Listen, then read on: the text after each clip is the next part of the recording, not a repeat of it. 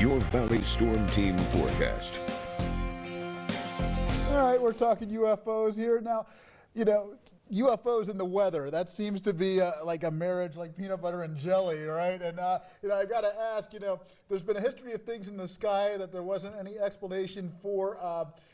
Is there strange weather that could explain some of these sightings that we've seen in, the weekly world news? Or Well, I won't know about explaining those strange sights, but I can tell you about those red bright lightning strikes that sometimes very rarely occur on the top of the thunderstorms, and they go all the way up in the atmosphere.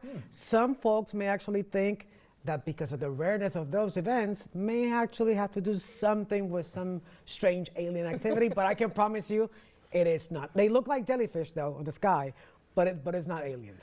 We've heard a lot about weather balloons being mistaken for UFOs. So if someone pulls out a shotgun and aims it at a weather balloon, what happens next?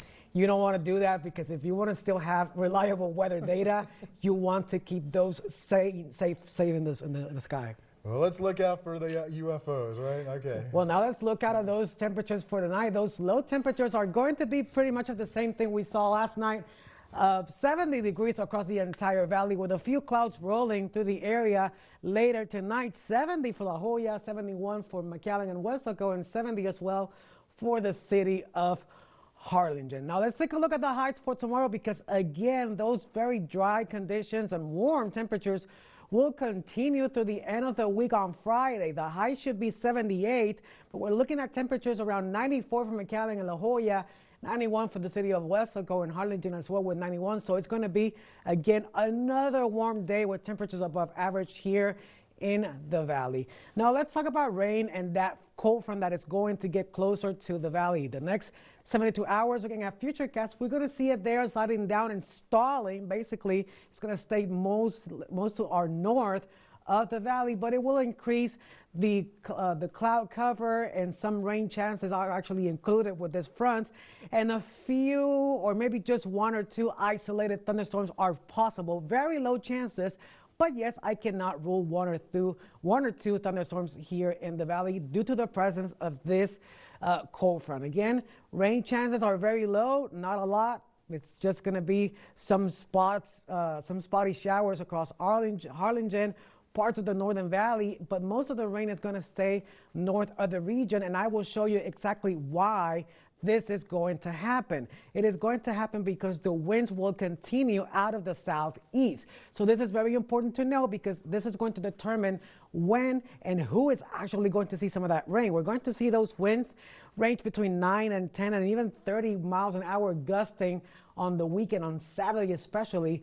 But look at the direction. The wind is going to continue mostly out of the south-southeast, and these portions are those who are going to see those rain showers, just as I showed you on that Futurecast image. Now, in terms of rain totals, not a whole lot. We're going to see maybe, just maybe, up to 1/4 of an inch across the valley. And I just mentioned the possibility of some thunderstorms, and I wanted to show you the mechanics behind the thunderstorm stages. There are 3 stages. The first one is a cumulus stage, and this is basically when we have all this warm air rising towards the cloud, aiding in the process of formation of this cloud. And then we have the second stage, which is the mature stage, and this basically shows how the cloud continues to grow, and strong updrafts and downdrafts are present in this storm cloud. And then we have the third one, which is a dissipating stage, and basically at this point the downdrafts become more dominant and evident, and the storm starts to dissipate. But sometimes at this stage